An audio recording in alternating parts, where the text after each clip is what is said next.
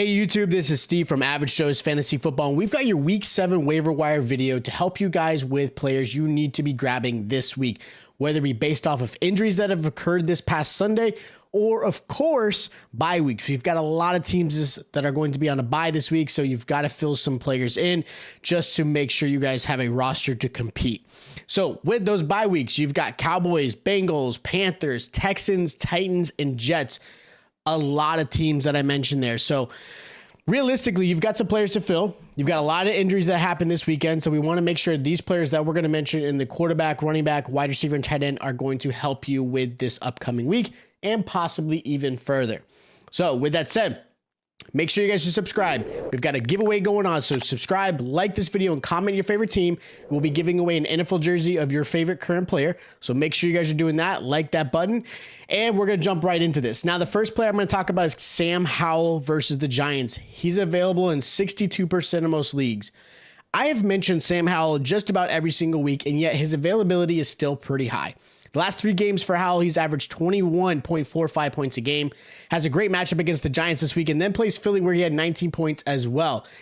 Yep, here he is. He's on waivers in almost every league I see because of his name. Howell is currently quarterback 11.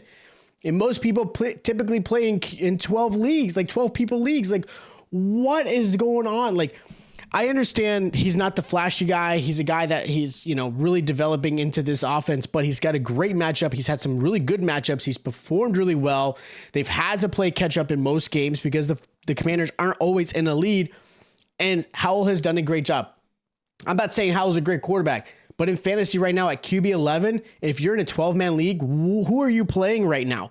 Make sure you go after Sam Howell. Another quarterback I have mentioning every single week is Russell Wilson versus the Packers. He's available in 45% of most leagues, so it's gone down a little bit, but he's still available. Even with his disastrous Thursday night game where he only put up 8 points against the Kansas City Chiefs, Wilson is currently quarterback 10.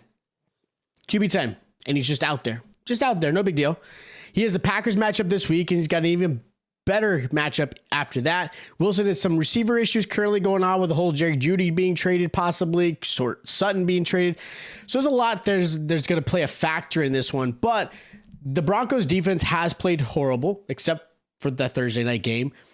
So they're always playing in garbage time. And at the end of the day, stats are all that matters for you in fantasy. I don't care if the Broncos win. I'm sure a lot of you Broncos fans don't want to hear that. What I'm looking for is a quarterback that's going to get me some plays down the field throughout the whole game. And if the Broncos are playing behind and your quarterback needs to throw the ball, why not have him on your team? Again, make sure you're grabbing him, and especially in deep leagues, especially in 2 QB leagues, Russell Wilson should not be in the waivers. Now, the last quarterback I'm going to mention is Derek Carr versus the Jaguars this week. He's available in 75% of most leagues. Now, that's a little bit more reasonable, and I understand that.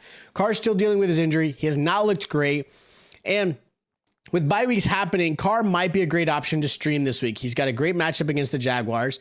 He just came off his second 300-yard game in the air. He just put up 17 points this past weekend. And again, realistically, streaming perspective, if you need to fill in a quarterback who maybe you've got Burrow or you've got maybe Dak Prescott or somebody you've got to fill in, maybe it's CJ Stroud. Derek Carr's got some good matchups. He's going against the Jags this week. Then he's got the Colts.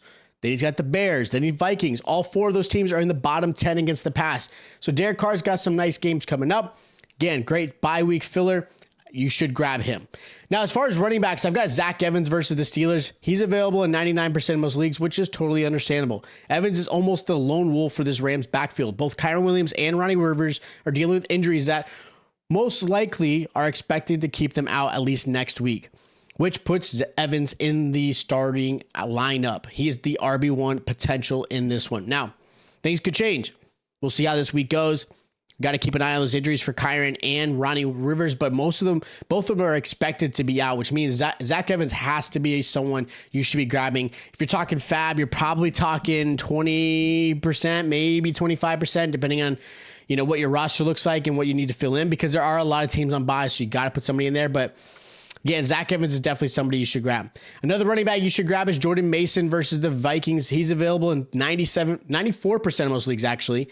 This is where, if you watch the game, Christian McCaffrey left with the oblique injury. He did come back, but you could tell it definitely was an issue. And Mason did score. He had a touchdown in that game. He actually put up, I think, 8 or 9 points in fantasy just coming in to fill in. So he did a really good job. It's not Elijah Mitchell that showed up. It's really Jordan Mason. So if you've got Christian McCaffrey, or if you're trying to maybe snipe and get, obviously Mason away from that Christian McCaffrey owner, you've got to put him in there because he's a great handcuff. We don't know what's going to happen with CMC. We don't know if he's going to miss any time or if he's just going to deal with the injury. And it's one that's just going to be how much pain tolerance he can handle. So we'll see how that goes, but I like Jordan Mason as another grab. Now, the last running back you should consider grabbing is Roschon Johnson versus the Raiders. The rookie has done a pretty good job filling in with Khalil Herbert back and forth. He's available in 48% of most leagues, and now he's coming back at the perfect time. He missed last week due to the concussion. He should be back this week and really become the RB1. I think he's still going to probably be a 60% snap share where D'Onta Foreman's going to be that other 40. But Foreman didn't do horrible. He had 65 yards on the ground as the RB1. He didn't have a lot of receiving aspect, which is where I think Roschon does a really good job at. But understand, Justin Fields is expected to possibly miss some time due to the injury he's got going on his throwing hand. With that said, the running back has to be a focal point in this offense. So I think this is one where I think Roschon actually ends up doing really well. And we'll talk about start and sits later on, but I think he should be in your lineups there. Wide receiver, Curtis Samuel.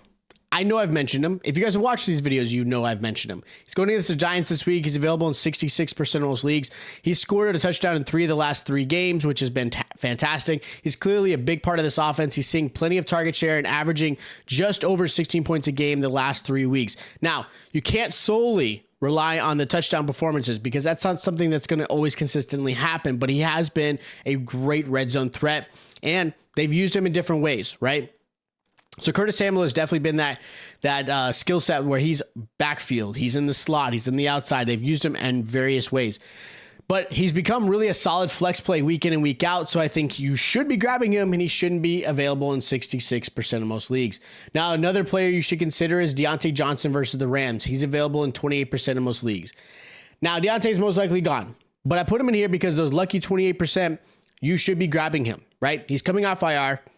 And I understand the Steelers offense looks horrendous. They're not great, but that shouldn't scare you away. Diontae definitely adds value to the Steelers offense. He's definitely a security blanket for, Kenny Pickett.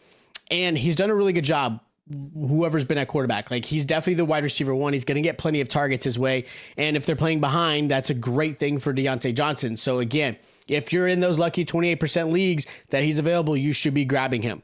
The last receiver I'm going to mention is going to be Josh Downs versus the Browns. He's available in 67% of most leagues.